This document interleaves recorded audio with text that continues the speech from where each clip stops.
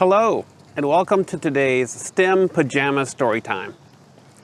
I'm Bryan. I'm an engineer for NASA spaceships and robotic mechanisms, and I'm also a maker. I like to build things just for fun, especially with friends and family.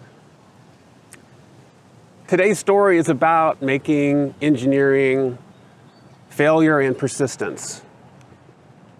Have you ever worked on a project and things just don't seem to go right? Maybe you're working with Legos or cardboard, or you're sewing or coding, coming up with a play, whatever you're working on, a story maybe, and it's just not coming together and it's really frustrating and you just want to quit.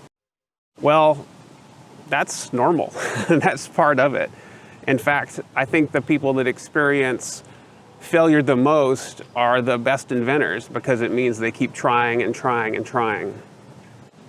Did you know that every single NASA spaceship has had challenges, problems, difficulties to work through? If people just gave up, then we would never have left Earth. We would have never gone into space, never orbited the Earth, never landed on the moon.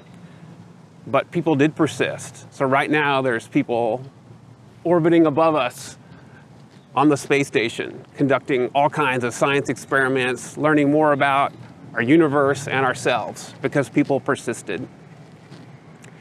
I love today's story. It's one of my favorites to read to my own kids, and I hope you'll enjoy it too.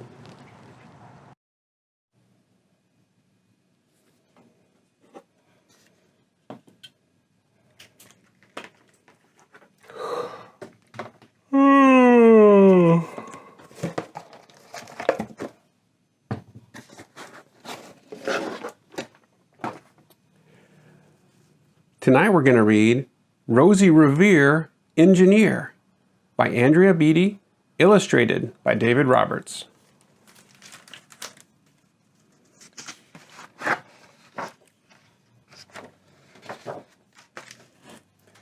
This is the story of Rosie Revere, who dreamed of becoming a great engineer. In Lila Greer's classroom at Blue River Creek, young Rosie sat shyly, not daring to speak. But when no one saw her, she peeked in the trash for treasures to add to her engineer's stash. And late at night, Rosie rolled up her sleeves and built in her hideaway under the eaves.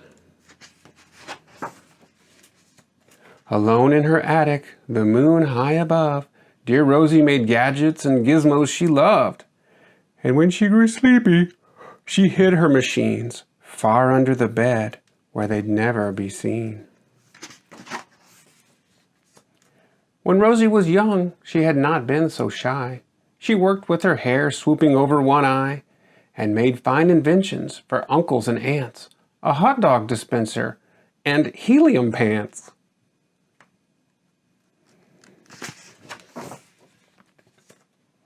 The uncle she loved most was zookeeper Fred. She made him a hat to keep snakes off his head.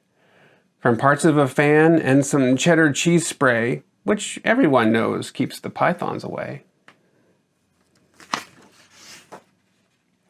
And when it was finished, young Rosie was proud. But Fred slapped his knee, and he chuckled out loud. He laughed till he wheezed, and his eyes filled with tears, all to the horror of Rosie Revere, who stood there embarrassed, perplexed, and dismayed. She looked at the cheese hat, and then looked away. "I love it," Fred hooted. "Oh, truly I do." But Rosie Revere knew that could not be true. She stuck the cheese hat on the back of her shelf, and after that day kept her dreams to herself. And that's how it went, until one autumn day, her oldest relation showed up for a stay. Her great-great-aunt Rose was a true dynamo who'd worked building airplanes a long time ago. She told Rosie tales of the things she had done and goals she had checked off her list one by one. She gave a sad smile as she looked to the sky. "The only thrill left on my list is to fly. But time never lingers as long as it seems. I'll chalk that one up to an old lady's dreams." That night, As Rosie lay wide-eyed in bed, a daring idea crept into her head. Could she build a gizmo to help her aunt fly? She looked at the cheese hat and said, "No, not I." But questions are tricky, and some hold on tight, and this one kept Rosie awake through the night. So when dawn approached and red streaks lit the sky, young Rosie knew just how to make her aunt fly. She worked and she worked till the day was half gone, then hauled her cheesecopter out onto the lawn to give her invention a test just to see the ridiculous flop it might turn out to be. Strapped into the cockpit, she flipped on the switch. The helio cheesecopter sputtered and twitched.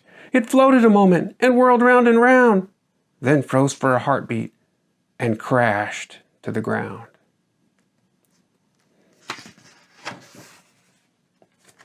Then Rosie heard laughter and turned round to see the old woman laughing and slapping her knee. She laughed till she wheezed and her eyes filled with tears, all to the horror of Rosie Revere, who thought, "Oh no, never, not ever again will I try to build something to sputter or spin, or build with a lever, a switch, or a gear, and never will I be a great engineer."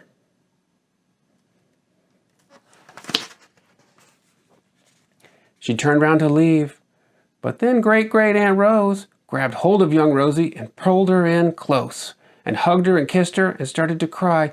"You did it! Hooray! It's the perfect first try! This great flop is over. It's time for the next." Young Rosie was baffled, embarrassed, perplexed. "I failed," said dear Rosie. "It's just made of trash. Didn't you see? The cheesecopter crashed." "Yes," said her great aunt, "it crashed, that is true. But first it did just what it needed to do. Before it crashed, Rosie, before that, it flew." "Your brilliant first flop was a raging success. Come on, let's get busy and on to the next." She handed a notebook to Rosie Revere, who smiled at her aunt as it all became clear. Life might have its failures, but this was not it. The only true failure can come if you quit. They worked till the sun sneaked away to its bed, and Rose tied her headscarf around Rosie's head and sent her to sleep with a smile ear to ear to dream the bold dreams of a great engineer. At Blue River Creek, all the kids in grade 2 built gizmos and gadgets and doohickeys too. With each perfect failure, they all stand and cheer, but none quite as proudly as Rosie Revere.